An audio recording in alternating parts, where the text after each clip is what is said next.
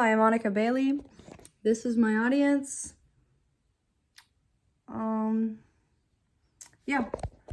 And my dad is behind the camera, but he refuses to be seen. So, okay.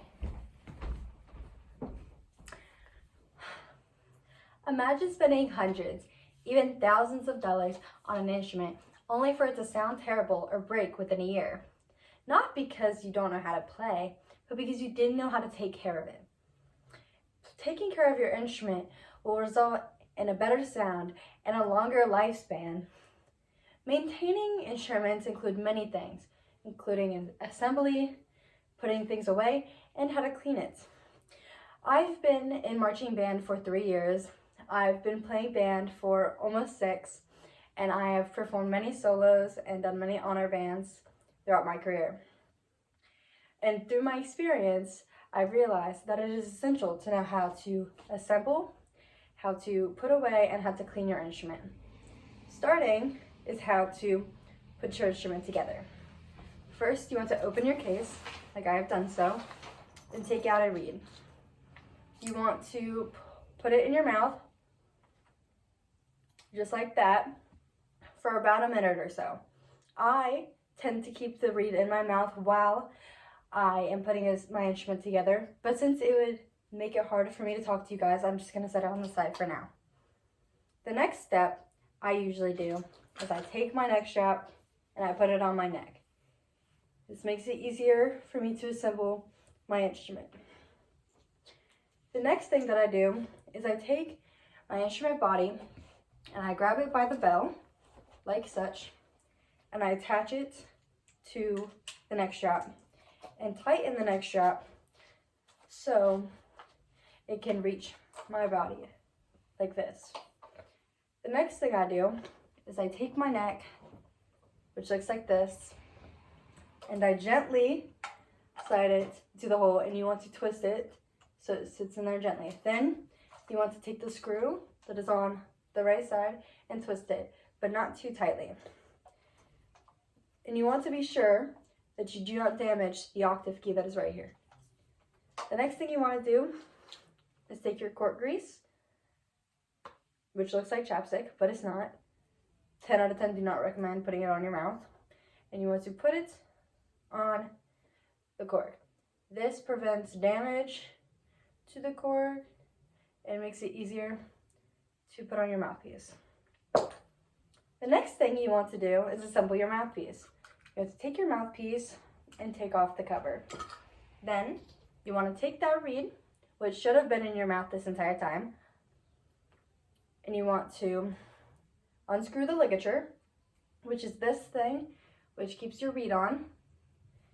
And you want to take your reed and you want to line it up with the mouthpiece so that they are both at the same height. Just like this. Hold up, I'm gonna show you guys up close because it's really hard to see. Just like this. Then you want to slide the ligature back over your mouthpiece, and you might have to adjust your reed after that. And you want to tighten the ligature so it stays in place, just like this, so your reed doesn't move. And then you want to slide it on the cork to its ability. And when you tune, you can pull it in or out to make it sharper or flat. And that is how you assemble. Now that you know how to assemble your instrument, you'd want to know how to disassemble it, which is very easy. You just do the steps you just did in a reverse order. So what I like to do is I like to take off my mouthpiece. I like to take my reed holder and put my reed in its holder. This prevents the reed from getting damaged and keeps it safe, just like this. And I put it back in its spot in my case. You cannot see, but it's right here. Then I want to take my mouthpiece cover and tighten the screw on my ligature so that it doesn't fall off. And you want to slide your mouthpiece cover back over your ligature and put it back in its spot. Some cases have a spot for you to put your mouthpiece, mine does not. Next thing you want to do is disassemble the neck piece. You want to unscrew the screw that you tightened before, and you want to slide this off gently and put it in its designated spot right here. Then you want to hold your instrument by the bell again, unclip your neck strap, and place it gently in its spot, just like so. Lastly, you want to unscrew your neck strap, which I might have done too fast, so I'll re-demonstrate. You want to, and then slide it off over your neck and put it in its designated spot. And that is how you disassemble your instrument. Now, knowing how to do both those steps is very important. But another thing about maintaining your instrument is keeping it clean. You can get food or junk in your instrument by playing it if you're not careful, and that stuff will damage your instrument, and it's terrible for playing. So knowing how to clean your instrument is very important. You could buy a case like this that has a polish cloth, a sax bore swab, care instructions, a laver reed guard, a duster brush, a woven mouthpiece brush, a sax neck cleaner, and cork grease, which is the cork grease you saw from before. The first thing you want to do is clean your mouthpiece. You should do this every time you play your instrument to prevent gunk. So you want to take this, which is your mouthpiece cleaner brush. You want to slide off your ligature by unscrewing it, and you want to gently insert it inside and scrub it like this. And you can go the other way as well.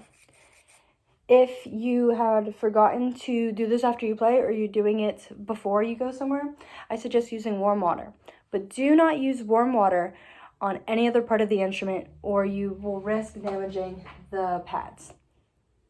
Then, when you're done, you want to slide your ligature back on. And something I forgot to mention before, you want to keep the screw for your ligature on the right side. I don't know if that shows on the camera or for you guys, but you want to keep it on the right side.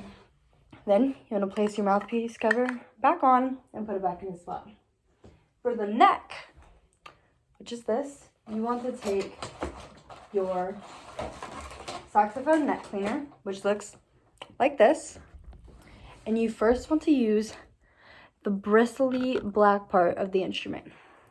You want to place it in the thicker end of the neck, and just like you did for the mouthpiece, you want to scrub it gently all the way through a couple times.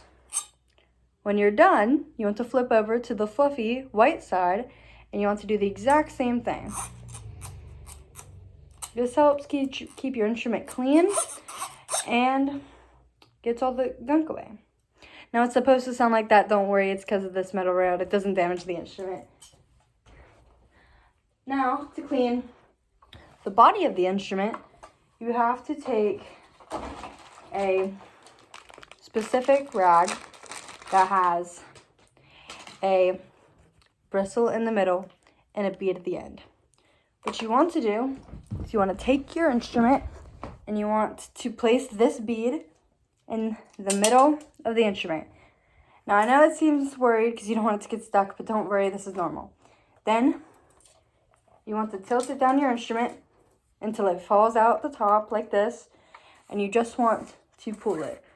Now, I'd be careful holding your instrument because you can likely to drop it. I've been doing this a while, so I know how to. But you want to pull it through, and I tend to do that a couple times, but for the sake of time, I'm only going to do it once.